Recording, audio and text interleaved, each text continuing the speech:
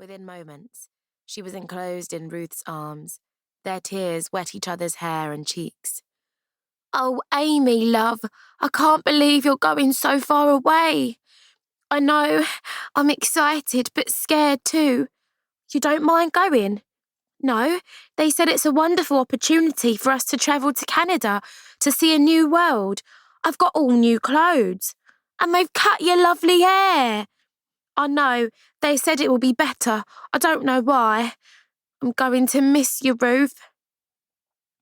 They were crying again, but Amy felt cheered when Ruth said, "I've written me address down. You can write and send letters from Canada." "Ta, mate, I will write, and I'll let you know where you can write back to. Will I ever see you again, Ruth?" Through her sobs, she heard Ruth say, "I'll never forget you, Amy. When we're older, maybe things will be different and then we can travel to see each other.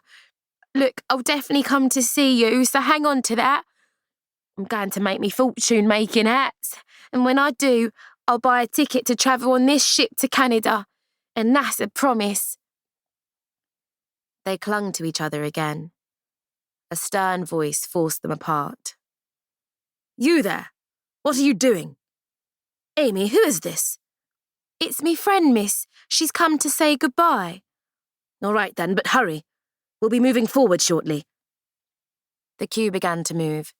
Ruth walked alongside her until they reached a barrier that stopped her. Amy didn't take her eyes off her as they were hoarded up the gangplank. She couldn't. She could see Ruth's lovely smile and the tears running down her face as she frantically waved. And then, just as it was her turn to step inside the ship, she heard Ruth shout, "I love you, Amy! Don't forget me!" Taking a deep breath, she shouted as loud as she could, "And I love you, Ruth! I won't! I promise!" And then, all she could see was the inside of a corridor. Her lungs filled with the musty smell of damp carpet.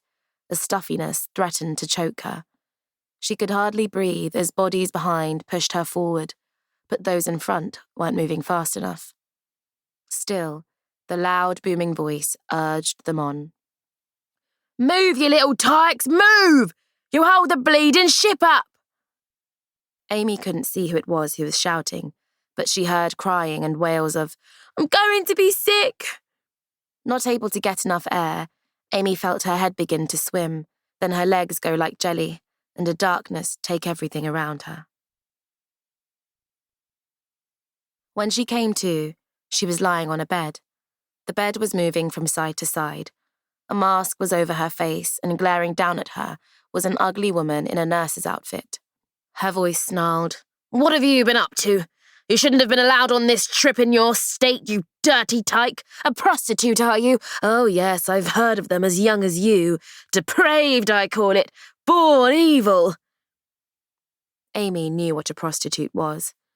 Ethel was one, and there had been many more of them in the workhouse. Kind women they were, sharing what they'd managed to earn when they'd sneaked out, and sometimes she'd heard them say they'd been lying with the night warden. Always they were there for her, and she loved them, but she didn't understand how this nurse could think that she was one of them. As she took the mask off Amy's face, the nurse said, "Oxygen's wasted on you, a girl of your age getting herself with child. So, now you're a problem for us.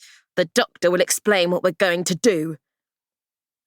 As her face disappeared from above Amy, the doctor leaned forward. "You're a very sick girl, Amy. You're losing blood. When did you first see your period?" Amy felt confused. Was she really awake? "Amy, answer the doctor. He is here to help you." The nurse's voice frightened Amy into stammering. "I was 10. The women at the workhouse helped me. I had none after I went to the orphanage, but—" "That's all we need to know. No excuses. Well, doctor, you see what we're dealing with. It will be a good thing to get all these scum off the ship. I fear it's going to be a long trip this time. I've already got 2 of them with chicken pox, so that'll be rife and we're hardly out of the dock." "Sister, what has happened may not be this child's fault." "Of course it is. Why do you think she was picked to go?